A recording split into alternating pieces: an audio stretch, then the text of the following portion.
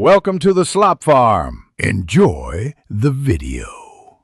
You'll begin by getting into the recovery environment quickly. Create or find a Windows 8 recovery USB and connect an external drive for any quick backups. Once done, force 3 power cuts during boot to trigger automatic repair, or use Shift plus F8 if your machine responds.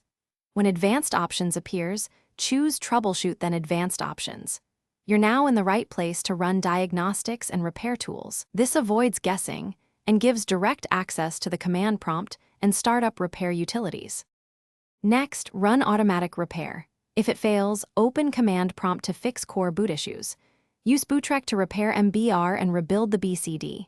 Bootrec/Fixember, Bootrec/Fixboot, Bootrec/Scanos, Bootrec/Rebuild. Then check the file system with chkdskc/f/r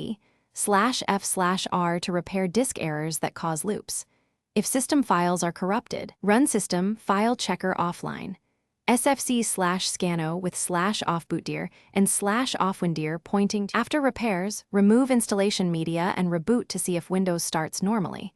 Make sure to test safe mode to confirm stability.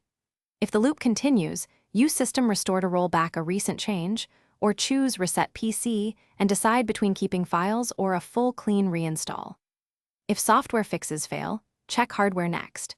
Receipt or test RAM, run manufacturer SSD/HDD diagnostics, and verify SATA/UEFI settings in BIOS. One key tip: if unsure, take notes of error codes before each step to narrow the cause.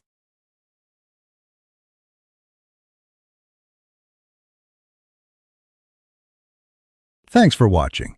Consider subscribing if we helped you today.